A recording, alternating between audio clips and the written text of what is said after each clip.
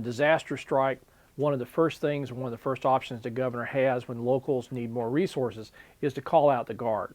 And so we really look at that as one of the key building blocks of our whole of community approach to disaster response is the role that Guard plays. And so that relationship isn't just during disasters. We try to build that relationship on a day-to-day planning basis, exercise, training, essentially the whole idea of the way you train is the way you're going to war. Same thing with disasters. The way you train and exercise is how you're going to fight the next disaster.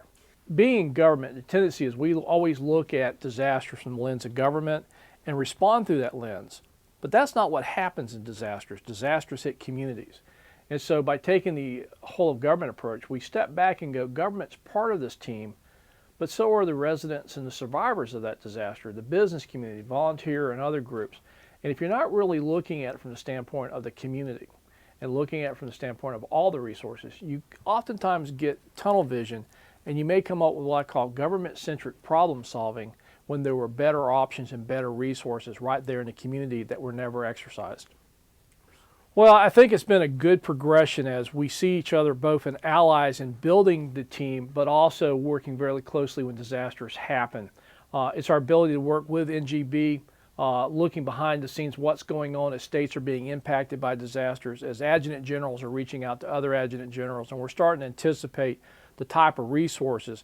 A good gauge of that's going to be the capability of that state's Guard to manage that response in support of the governor's team, and also what resources they may require if additional missions come to them. I think this best is explained from my days when I was the state director in Florida. As a state director, one of the advantages the Guard brought to the Division of Emergency Management was oftentimes local community knowledge because they lived in their communities. They knew people, they knew their communities. And the other thing they did for us was they brought skill sets that were needed in our operation. Many states don't have the capability to really run 24-hour operations. They're just not staffed that way. So we found that the partnership with the Florida National Guard gave us military skill sets that plugged into the State Emergency Operations Center, as well as the fact that these were teachers, they were lawyers, they were mechanics, you name it. They came from all aspects of the community. And so oftentimes as we approach that response, I think this is probably, people ask, what's the real difference between what the Guard offers and what maybe active duty components offer? And I'd have to say it's the civilian life. Guardsmen have a regular life, they have families, they have jobs, they work in their communities. And so the day-to-day connections of that, plus in many cases, we've had members of elected leadership, sheriffs and others who understand the state constitutions, roles and responsibilities of local and state government far better than somebody coming from the outside. So it's that ability to bring the marriage of the military expertise with an understanding of how that state operates, its constitutional constructs, and local community knowledge that is really, I think, what gives such value to the National Guard. Well, again, this goes back to the articles of our Constitution and the 10th Amendment, which restates what the Constitution directed, which was those powers that weren't reserved in the Constitution for the federal government belong to the people and to the states. And when the Guard is under state active duty, or if they're federally funded but under the state authority under Title 32, in both cases, the state constitution to the governor may give them the ability to confer police powers. In the few disasters where we've activated it, it's worked very well. Most recently in Colorado during the flash flooding out there, we had both Title 10 and Guard assets flying rescue missions. Now previously, before dual status command, the chain of commands would have both been different, and even though if you try to bring coordination in, the reality was you had additional layers to coordinate helicopters working in the same area doing the same rescue operations. That can be both dangerous and inefficient. By having a dual status commander, it was very quick to take the Title 10 forces and the state forces, put them together, operate under a common operating picture, working out of the Joint Operations Center, having one task force direct that, while maintaining unity of effort, but respecting the chain of command, both back to the governor for the state forces and to the Title 10 forces back to the president. To the people that were being rescued, it didn't make any difference.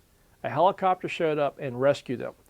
But the dual status commander allowed us to bring these forces together, maintain and respect the chain of command, but build unity of effort so one team was able to operate in that environment.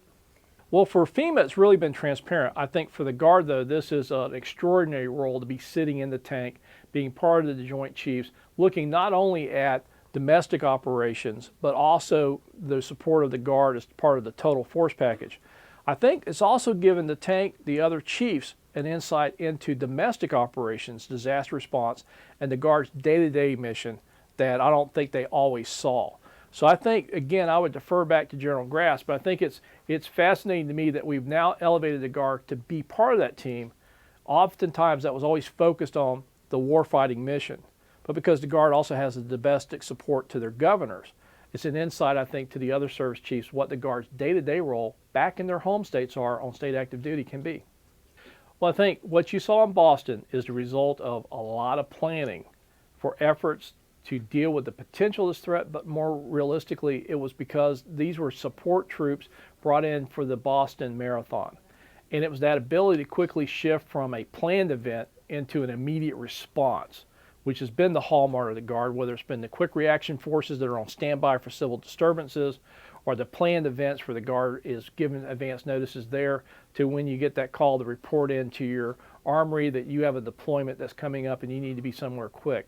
So again, I think it demonstrates that although the Guard's mission was supporting the Boston parade, the marathon, it quickly shifted into there was an attack, there was a plan, people knew what their roles and responsibilities were, and they were able to support the local responders.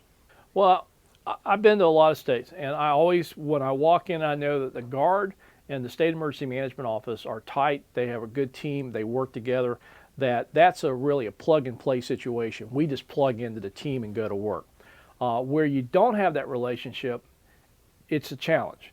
And so I think, again, this all starts at the state level with the governor's team. Who's running the Homeland Security Emergency Management Program? The Adjutant General. Sometimes the Adjutant General owns that, sometimes it's separate from them. But are they operating as a team? Because they both enhance the ability of each organization to be successful. And again, in disasters, people want to see results. They don't want to see process. They don't want to hear about all the gyrations in the background. They want to see something on the ground happening. And so I always look to every opportunity that we have to sponsor exercises, improve training, offer training where I get the opportunity to talk to National Guard leadership, or I get to talk to joint operation teams about the importance of that State Emergency Operations Center and that Joint Operations Center. If they are not physically co-located, need to operate as one team. It's one fight, one team, multiple centers, multiple agencies. And so we try to foster that again in our training opportunities, our exercise opportunities, that when we know that that team is built, that it's really plug and play for us. We just come in and support that team.